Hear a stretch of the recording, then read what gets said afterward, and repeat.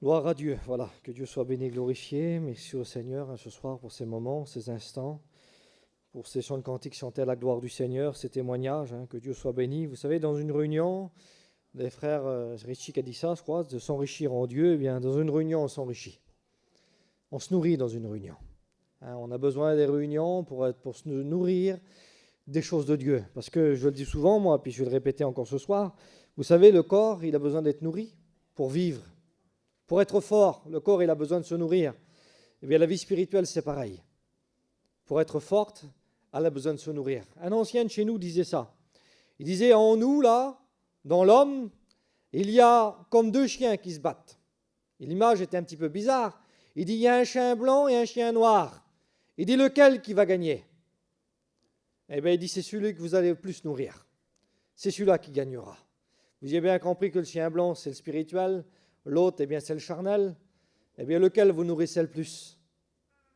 Nous, frères et sœurs, vous qui êtes là ce soir, qu'est-ce que vous nourrissez le plus dans votre vie?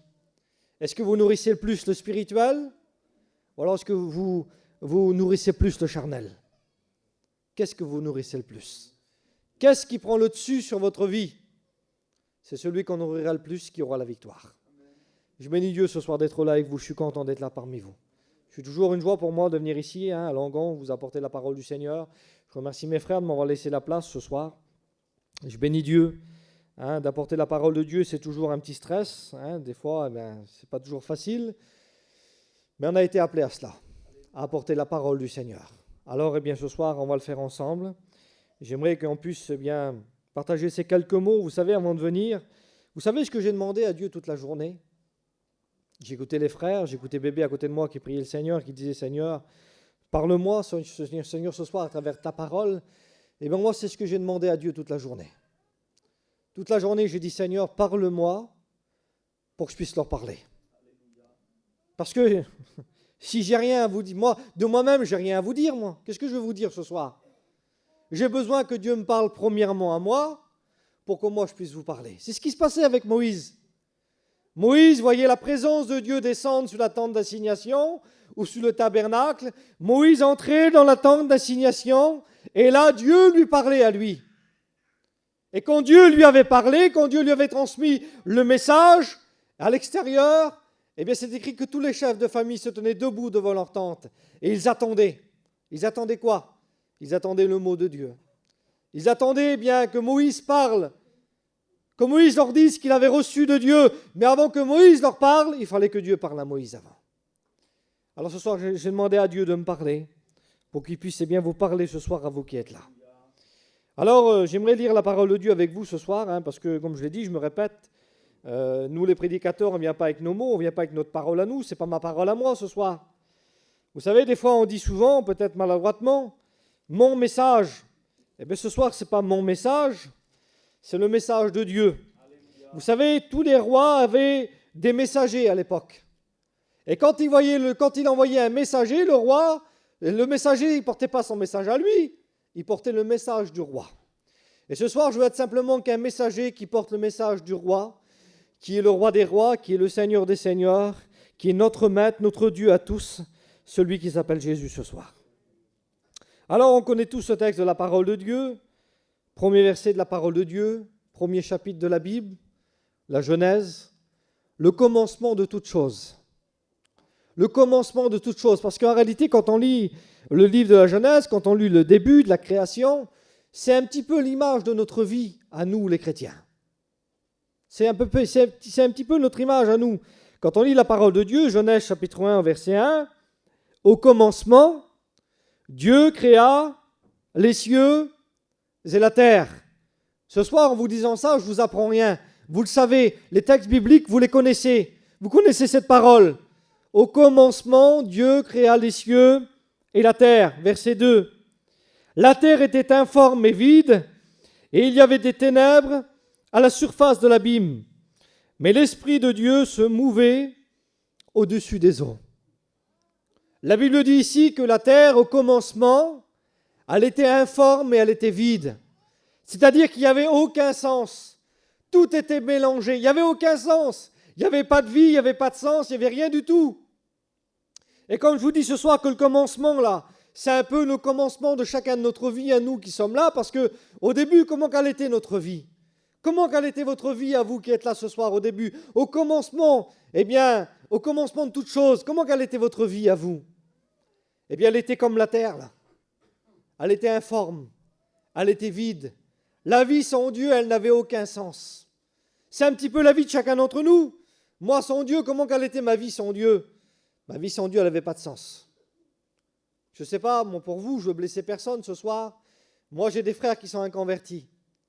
Et quand je les vois vivre, je me dis, Seigneur, ils n'ont pas de sens dans leur vie. Ils n'ont aucun sens dans leur vie. Un jour, j'écoutais un homme âgé témoigner. Il disait, avant que je rencontre Jésus, tout était mélangé dans ma tête. J'avais aucun sens dans ma vie. Mais lorsque je l'ai rencontré, il a tout mis en ordre. Alors nos vies, elles étaient comme ça. Ta vie à toi qui est là, elle était comme ça ce soir. Je ne sais pas, fais un petit peu le bilan. Réalise un petit peu d'où le Seigneur t'a sorti, comment tu étais avant. Ta vie, elle était informe, elle était vide, elle n'avait aucun sens. Vous savez ce que le Seigneur va faire là? Il lui dit que la terre était informe et vide, il n'y avait que des ténèbres. À la surface de l'abîme, l'Esprit de Dieu, elle était là, elle se mouvait au-dessus des eaux. Mais pour qu'il y ait un changement, pour qu'il y ait une transformation, pour qu'il y ait un sens qui commence, qu'est-ce que Dieu va faire premièrement? Eh bien, premièrement, ce que Dieu va faire, c'est écrit ici, verset 3. Et Dieu dit que la lumière soit, et la lumière fut. La première des choses que Dieu va faire pour qu'il y ait un changement, c'est qu'il va apporter de la lumière. Et vous le savez, je vais vous le rappeler ce soir, vous savez que la lumière, c'est Jésus. Et qu'est-ce qui a apporté un changement dans nos vies? Qu'est-ce qui a apporté un sens dans notre vie? C'est le jour où on l'a rencontré, lui, Jésus, la lumière du monde. Jésus a dit, je suis la lumière du monde. Je suis la lumière du monde. Il est venu pour éclairer les hommes. Autrefois, nous étions aveugles, nous étions comme la terre dans les ténèbres. Mais quand la lumière est venue, elle a chassé les ténèbres et elle a fait de nous des sauvés. Elle a fait de toi qui es là ce soir un sauvé. Et Jésus a donné un sens à ta vie. Moi, Jésus a donné un sens à ma vie. J'ai un sens de vivre. J'ai un espoir. J'ai de l'espérance en lui. C'est ce que je disais l'autre jour. J'ai eu malheureusement, l'autre jour, j'ai dû faire malheureusement l'enterrement d'un jeune garçon de 13 ans. Et pendant que je prêchais la parole de Dieu, je m'adressais aux parents qui étaient là, c'est des chrétiens. Et je leur ai dit, nous avons ce que le monde n'a pas. Nous avons en Jésus une espérance. Le monde ne l'a pas, cette espérance. Mais nous l'avons. Parce que nous l'avons rencontré un jour. Il est notre espérance. Et puis cette espérance, il nous l'a donnée. C'est quelle espérance? C'est l'espérance d'aller au ciel. C'est l'espérance d'être sauvé. C'est l'espérance qu'après la mort, c'est pas terminé pour nous. Mais ça va plus loin avec Dieu. Alors Dieu va former l'homme de la poussière de la terre, la Bible le dit ici. Au commencement, Dieu créa les cieux, il va créer la terre, il va apporter la lumière, un changement, un bouleversement. Et vous connaissez la Bible, la parole de Dieu. Dieu va parler par sa parole créatrice. Et puis là, il va faire pousser des arbres, il va faire pousser de la verdure, il va séparer les eaux d'avec la terre. Dieu va faire toutes ces choses-là. Et la Bible nous dit qu'au 6e jour, Dieu va créer l'homme à son image. Dieu va former l'homme. La Bible dit que Dieu va former l'homme, il va souffler dans les narines de l'homme un souffle de vie, et l'homme va devenir une âme vivante. Il ne dit pas simplement un corps vivant, mais il dit une âme vivante. L'âme qui vit éternellement, l'âme qui ne meurt pas.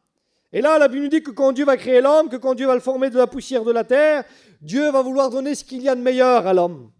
Alors la Bible nous dit que Dieu va planter un jardin en Éden.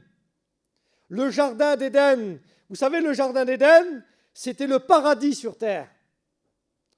C'était pour l'homme le paradis sur terre. Dieu va offrir à l'homme, Dieu va donner à l'homme le paradis. C'est ce que Dieu nous a donné quand on l'a rencontré à Jésus. Quand on a accepté Jésus, c'est ce que Dieu nous a donné. Il nous a ouvert les portes du ciel à travers Jésus.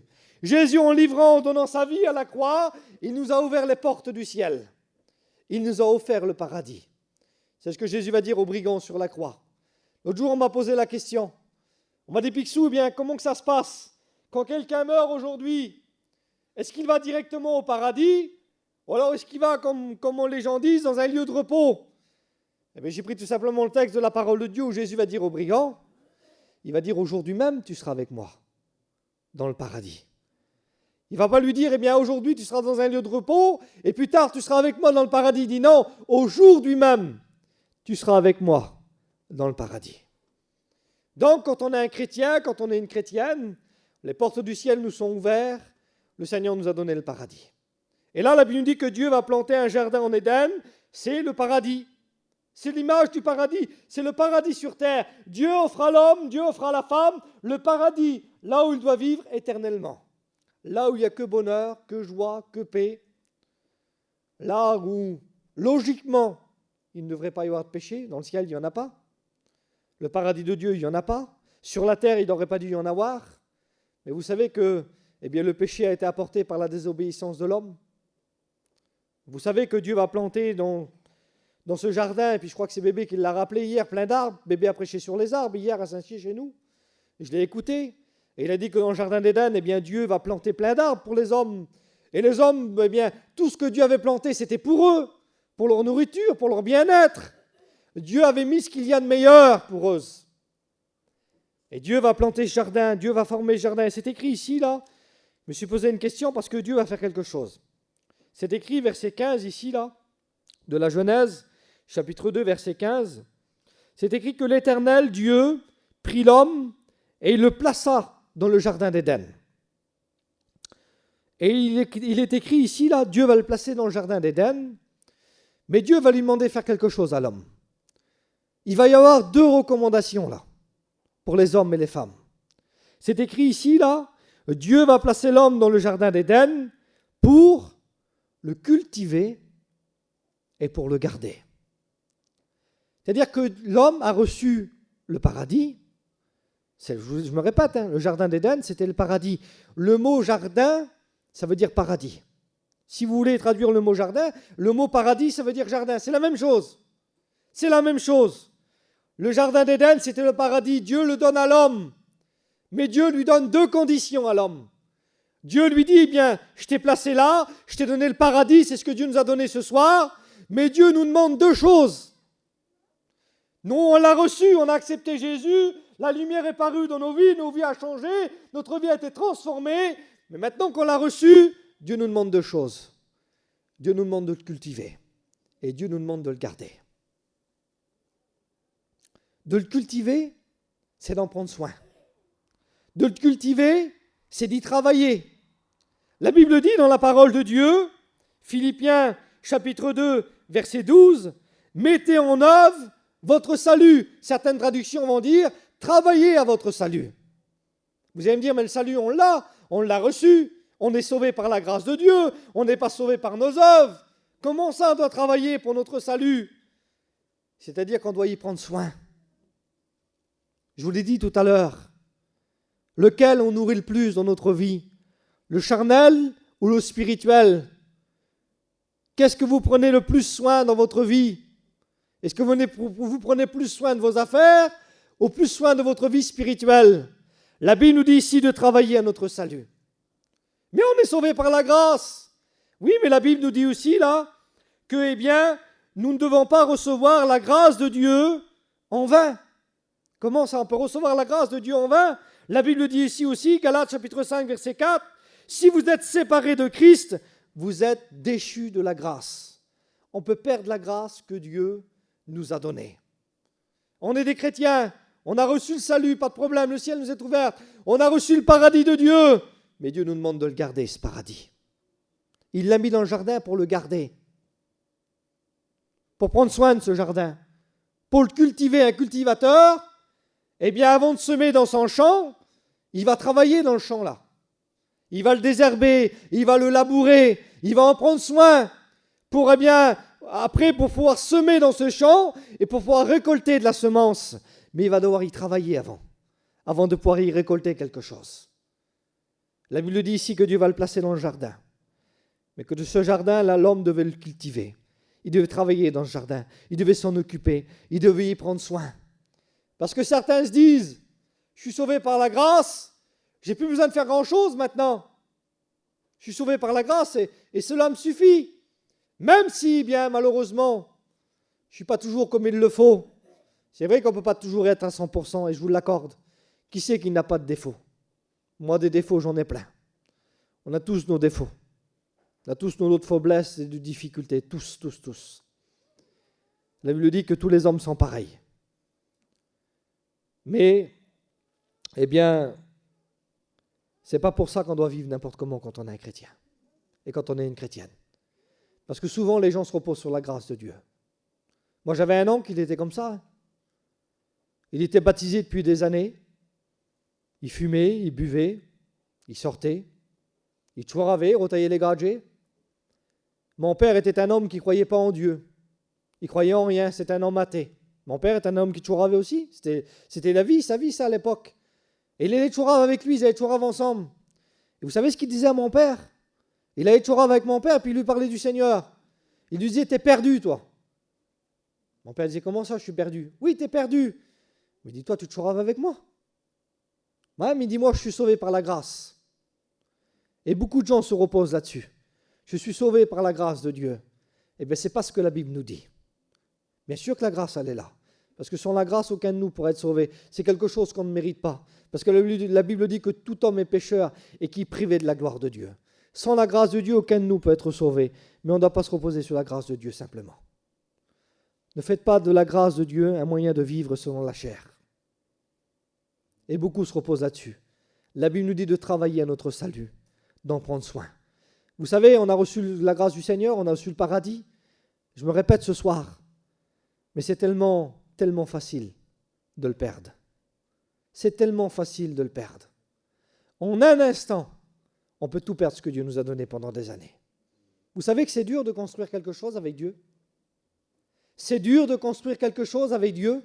Des fois, on met des années pour construire quelque chose avec Dieu. Des années, on essaye, on avance, on grandit. Je ne sais pas pour vous ce soir, mais quelqu'un qui bâtit, qui construit quelque chose, une maison, eh bien, ça ne se fait pas comme ça du jour au lendemain. Il faut du temps pour construire quelque chose. Eh bien, la vie spirituelle, c'est pareil. Il faut du temps, des années, voire, pour construire quelque chose avec Dieu. Et en un instant, on peut tout perdre. On peut tout perdre en un instant. Un mot, une parole. Pas grand-chose des fois. On peut tout perdre. Pourquoi? Parce qu'on n'a pas su faire attention. Parce qu'on n'a pas fait attention. Parce qu'on n'a pas pris soin. Parce qu'on n'a pas pris garde.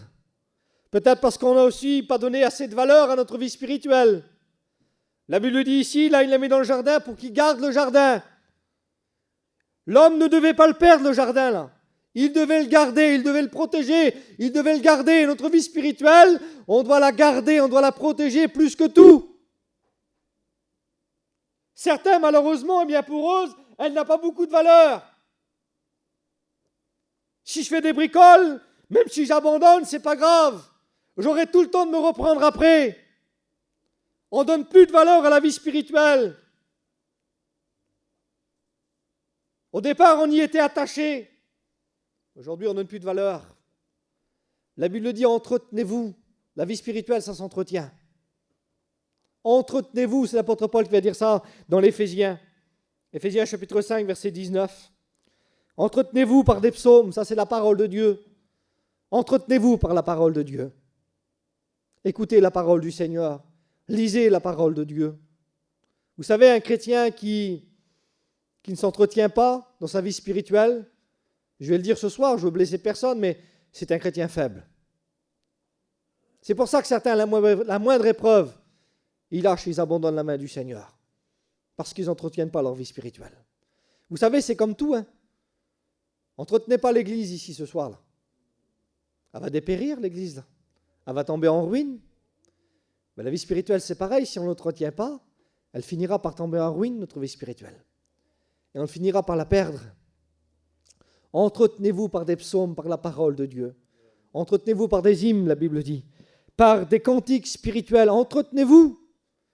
Vous savez qu'aujourd'hui, eh bien, moi je le vois, autour de nous, dans les missions, avant on écoutait des cantiques partout, dans les autos, dans les campings, quand les femmes faisaient leurs affaires. Aujourd'hui, on n'écoute plus de cantiques dans les campings. On n'écoute plus de cantiques dans les autos. On voit les gens comme, eh bien, Maël l'a dit tout à l'heure, de moins en moins prier, de moins en moins lire. Et c'est vrai, on fait comme les frères ont dit hier, je reprends les paroles de bébé hier, Nous, les serviteurs de Dieu, on constate certaines choses, on fait des constatations. On va dans des églises, on a nos propres églises, et on voit que même dans nos églises, c'est de plus en plus difficile. Les gens ne chantent plus, les gens ne prient plus. On perd toutes ces choses, toutes ces bonnes choses, et bien que le Seigneur nous a donné, toutes ces bonnes choses que l'on doit faire pour lui. Chanter à la gloire de Dieu. Imaginez-vous le privilège et la grâce que nous avons ce soir de pouvoir chanter à la gloire du Seigneur, de pouvoir élever notre voix vers lui, de pouvoir lui parler ce soir, de pouvoir non simplement pas s'approcher de sa présence, parce que c'est ce qui se passait autrefois. On rentrait dans le temple, on s'approchait de la présence de Dieu, mais on n'entrait pas dans la présence même de Dieu. Mais nous, ce soir qui sommes là, la Bible dit que le Seigneur à la croix, le voile du temple se déchire, nous laissant un libre accès à rentrer dans la présence même de Dieu. Eh bien, on est là ce soir, on a la grâce pour entrer dans la présence même de Dieu. Et des fois, on s'en prive. On ne lève même pas la voix vers le Seigneur. On ne le fait plus. Tu t'entretiens plus spirituellement. Ah, peut-être que tu entretiens ton corps. Ah oui, le corps, on l'entretient. J'ai un frère, moi, il a 50 ans. Vous voyez, c'est un jeune. Il s'entretient. Il était à Amsterdam, là-bas, se faire remettre des cheveux. Il était se faire blanchir les dents. Il entretient son corps. Mais c'est le spirituel qu'il faut entretenir par-dessus tout. Parce que ce n'est pas le corps qui va nous amener au ciel, mais c'est le spirituel qui nous amènera au ciel. C'est de vivre pour Jésus. Pour qui tu vis? Pour qui tu vis? Pourquoi tu vis? Est-ce que tu vis pour tes affaires? Pour gagner ta vie dans le monde? Ou est-ce que tu vis pour Jésus? Vous savez, un chrétien doit vivre pour Jésus. J'ai dit ça l'autre jour à la réunion, recherchez premièrement le royaume de Dieu et sa justice. Et tout le reste vous sera donné par-dessus. Il semblerait qu'aujourd'hui, ce n'est plus la priorité. Même pour nos chrétiens, ce n'est plus la priorité, ça. Le spirituel, les choses de Dieu, ce n'est plus la priorité. La priorité, c'est de réussir. C'est de gagner sa vie, c'est d'avoir une maison, un terrain. Je ne suis pas contre ça. Je ne suis pas contre ça, on en a. Je ne suis pas contre ça. Mais il ne faut pas que ça soit la priorité. Notre priorité, ça doit être les choses de Dieu. Et notre priorité, ça doit être de travailler à notre salut, d'entretenir notre vie spirituelle et de garder ce que Dieu nous a donné. Dieu a placé l'homme dans le jardin pour le cultiver et pour le garder. C'était les deux recommandations qu'il leur avait faites. Et puis, vous connaissez la parole de Dieu, l'homme va désobéir, le péché va entrer dans le monde, le péché va se répandre sur le monde, le jardin d'Éden va être fermé, l'homme va être chassé. Ce jour-là, lorsque le jour où l'homme va désobéir à la parole de Dieu, lorsque le péché va entrer en l'homme, l'homme va perdre ce que Dieu lui avait donné de mieux et de meilleur. C'était quoi le jardin? C'était la vie éternelle que Dieu lui avait donnée. Et aujourd'hui, là, ce jour-là, l'homme va le perdre. L'homme va perdre la vie éternelle. Il va être chassé du jardin. Dieu va dire, empêchant l'homme d'entrer dans le jardin et de vivre éternellement. L'homme va perdre la vie éternelle ce jour-là. Dieu va chasser Adam et Ève du jardin. Et Dieu va placer dans le jardin, la Bible nous dit que Dieu va placer devant le jardin 2 anges avec des épées à la main, empêchant l'entrée du jardin. Ce jour-là, l'homme a perdu la vie éternelle.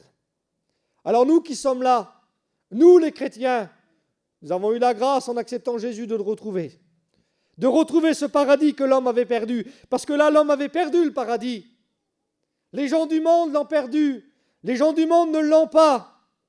Mais nous qui sommes chrétiens, nous l'avons retrouvé en Jésus. Je vous l'ai dit tout à l'heure, lorsque Jésus est monté à la croix, c'est là pour la première fois qu'on trouve le mot paradis, c'est lorsque Jésus est à la croix.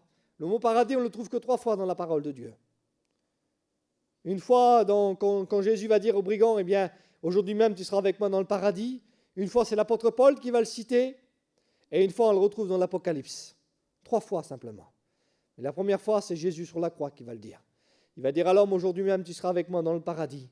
À travers l'amour du Seigneur, nous avons, nous les chrétiens, la possibilité de retrouver. Nous avons retrouvé le paradis que l'homme avait perdu.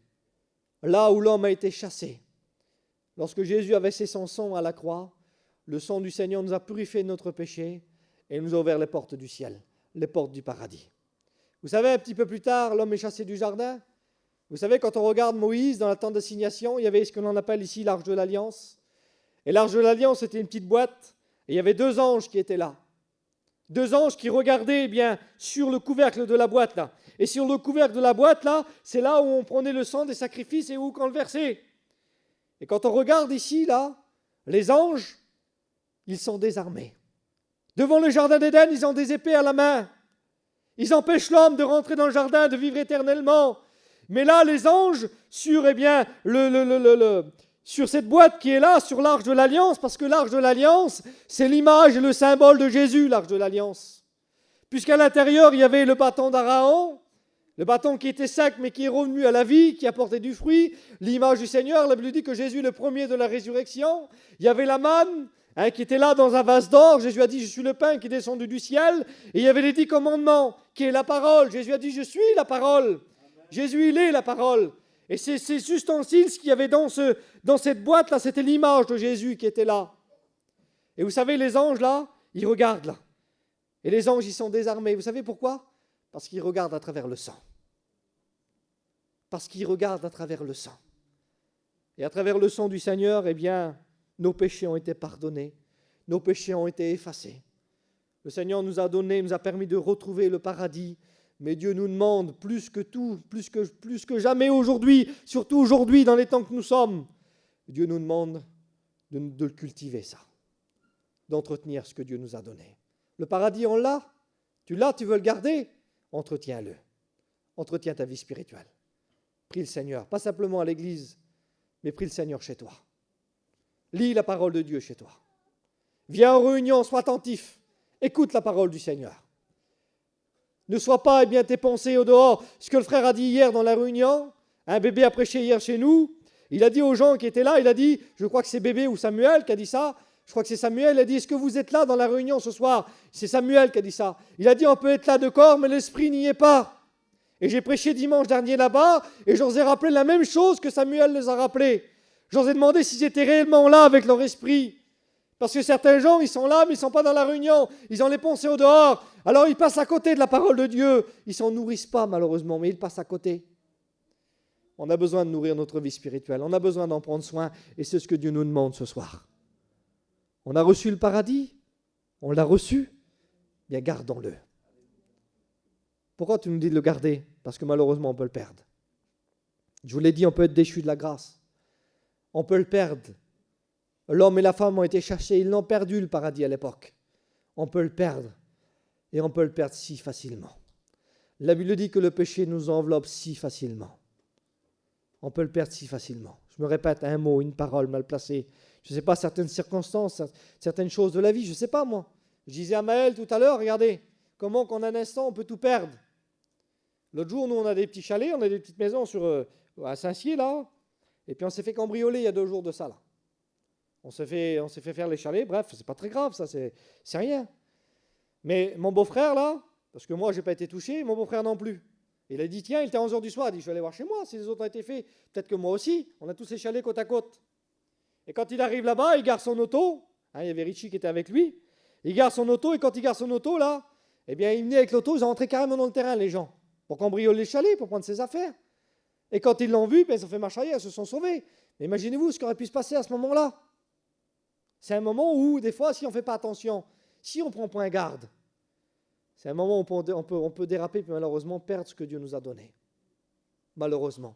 En un instant, c'est si facile de perdre ce que Dieu nous a donné. C'est pour ça que Dieu dit, là, s'il les met dans le jardin, il plante un jardin pour eux en Éden, mais il leur demande ces 2 recommandations. Là. Je vous mets là, je vous place là. Vous avez tout est pour vous. Mais il faut que vous le gardez. Il faut que vous cultivez.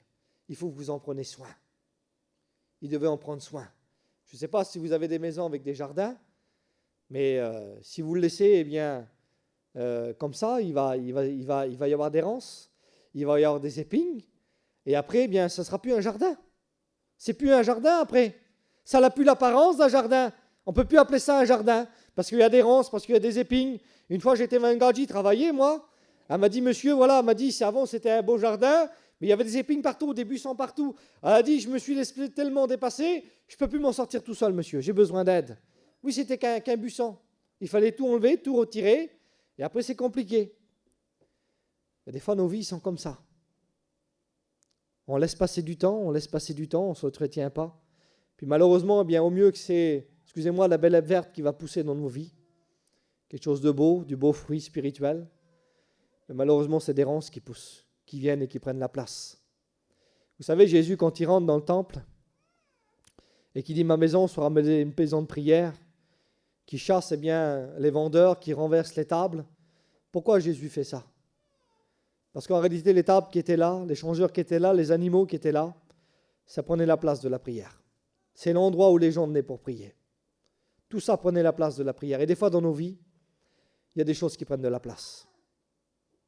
Des choses du monde, des choses que l'on aime. Je ne sais pas, plein de choses. Je ne vais pas citer certaines choses. Vous savez, vous connaissez ce qu'il y a dans vos vies, des fois qui prend la place, qui a pris la place de la prière, qui a pris le temps de la prière. Mais ce soir, on a le droit de dire, Seigneur, viens faire le ménage dans ma vie. Viens ôter, viens enlever, Seigneur. Afin que je puisse retrouver ce que j'avais perdu, ce que j'ai perdu. Parce que, je vous l'ai dit, on peut perdre, mais avec le Seigneur, on peut retrouver. Avec lui, on peut retrouver. Ce que les hommes ont perdu, là. Il va dire, Adam, où es-tu, Adam? Il s'était caché parmi les arbres du jardin. Où es-tu, Adam? J'aimerais te poser la question ce soir. Peut-être que c'est Dieu qui te la pose. Où es-tu, toi, ce soir avec Dieu? Où en es-tu avec Dieu depuis toutes ces années? Où es-tu, où en es-tu ce soir avec Dieu? Tu as peut-être besoin d'un renouveau spirituel. Tu as peut-être besoin de te renouveler dans le Seigneur. Tu as peut-être besoin de dire comme David, Seigneur, renouvelle en moi un esprit bien disposé. Renouvelle-moi en toi, Seigneur, ce soir, j'en ai besoin. Alors, on est des chrétiens, on est des chrétiennes. Jésus revient bientôt nous chercher. Eh bien, gardons sa parole. Gardons ce qu'il nous a donné précieusement. Il faut en prendre soin. Il faut que ça soit la priorité. Il faut que ça ait de la valeur. Il faut que notre vie spirituelle ait de la valeur. Avec quoi vous bâtissez votre vie spirituelle? La parole de Dieu nous dit qu'il y en a qui bâtissent avec du foin, avec de la chaume, avec du bois. Ça n'a pas de valeur, ça. Et la Bible nous dit que quand ça passe à travers le feu, il n'en reste plus rien. C'est-à-dire, eh bien, lorsqu'il y a une épreuve, lorsqu'il y a une difficulté, eh bien, ils abandonnent, il ne reste plus rien.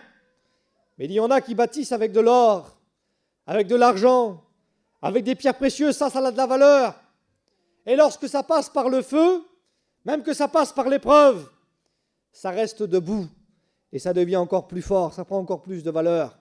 Lorsque l'or passe par le feu, lorsque l'argent passe par le feu, eh bien, elle est épurée, elle prend encore plus de valeur. Quelle valeur tu donnes à ta vie spirituelle? Quand on met de la valeur à notre vie spirituelle, on tient debout.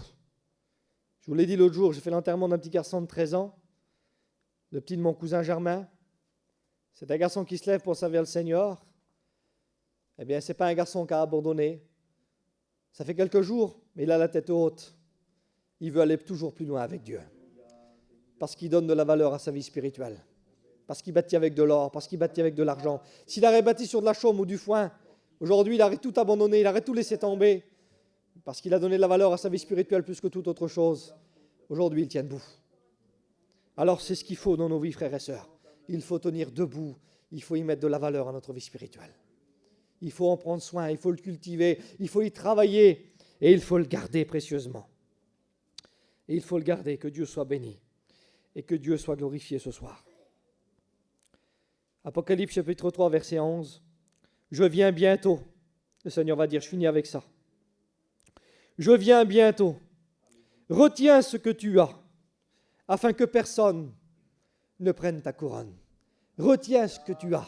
C'est-à-dire, garde ce que tu as. Garde ce que Dieu t'a donné. Garde-le précieusement.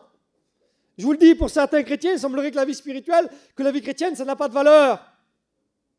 Excusez-moi, ils n'en ont rien à faire dans leur vie chrétienne. Eh bien, normalement, un chrétien, sa vie chrétienne, ça doit être plus que tout.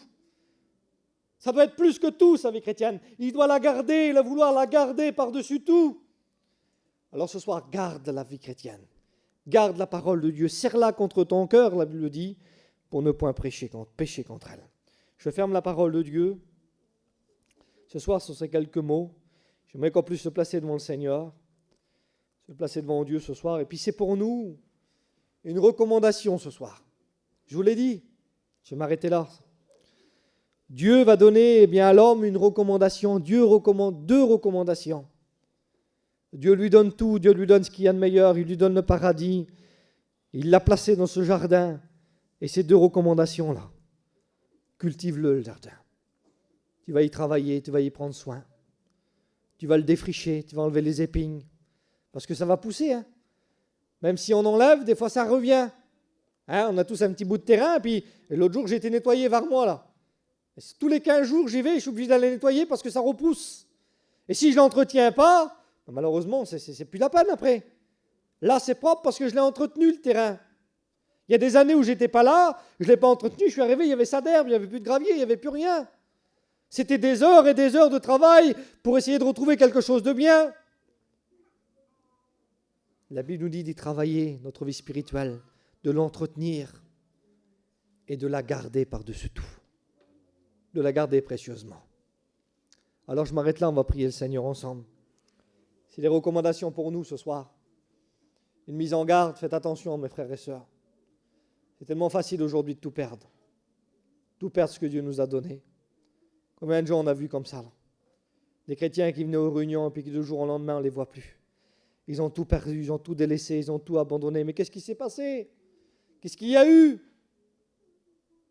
Le monde les a attirés, oui, le monde attire. Mais pourquoi ils ont été attirés par le monde?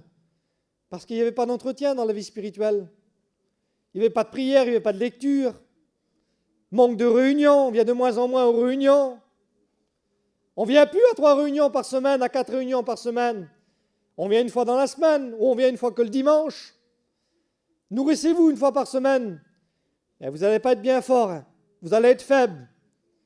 Vous finirez peut-être même à l'hôpital. Non, on doit se nourrir constamment des choses de Dieu. Tous les jours, on doit s'en nourrir. Alors le Seigneur vous demande ce soir de cultiver et de garder ce qu'il vous a donné. On prie le Seigneur ensemble. Seigneur, merci. Je veux bénir, louer et glorifier ton nom, Seigneur, ce soir. Te rendre grâce et gloire, Seigneur. Merci parce que tu m'as encore permis ce soir d'apporter ta parole. Je bénis ton nom, Seigneur, ce soir. Je n'avais pas de mots à dire, moi, Seigneur. Je t'ai demandé toute la journée, parle-moi afin que je puisse leur parler ce soir. Et puis je crois réellement que tu as parlé dans les cœurs, tu as parlé dans les vies, Seigneur, ce soir, parce que cette mise en garde, elle est pour tout le monde, elle est aussi pour moi, Seigneur, ce soir. Tu me demandes de cultiver, tu me demandes de garder ce que tu m'as donné précieusement, Seigneur. Oh, je bénis et je loue ton nom, Seigneur. On en a besoin plus que jamais. Parce que, Seigneur, plus que le temps avance, plus ça devient difficile pour les chrétiens. Plus ça devient difficile, Seigneur, pour les chrétiennes qui sont au milieu de nous. Et on en voit tellement abandonner, on en voit tellement lâcher la main de Dieu, Seigneur. Ta parole nous l'a dit, ta parole nous le rappelle. Retiens ce que tu as, parce que tu viens bientôt, Seigneur. Tu as dit, je viens bientôt, retiens ce que tu as, afin que personne ne prenne ta couronne. Seigneur, ma couronne, je veux la garder, parce que ta parole me dit qu'un jour, cette couronne, je vais la prendre et je vais la déposer à tes pieds, Seigneur. Ça sera ma récompense. Alors, je ne veux pas la perdre, Seigneur. Je veux garder cette couronne et un jour, Seigneur, faire comme mes frères, mes sœurs, venir, Seigneur. Quelle gloire, Seigneur, quel bonheur pour moi de dire un jour, voilà ma couronne, je la dépose à tes pieds, Seigneur. C'est pour ça que je veux la garder ce soir. Je loue et je bénis ton nom. Je ne veux pas perdre tout ce que tu m'as donné, Seigneur. Tout ce que j'ai construit depuis toutes ces années. Seigneur, donne-moi à faire attention. Donne-moi à veiller sur ma vie spirituelle. Donne-moi à la nourrir, à l'enrichir, Seigneur, s'il te plaît. Oh, je te loue, Seigneur, ce soir. Qu'à ton nom soit toute la gloire, qu'à ton nom soit la louange, qu'à ton nom soit l'honneur, Seigneur, parce que tout est dû. À toi toute la gloire, Jésus. Amen.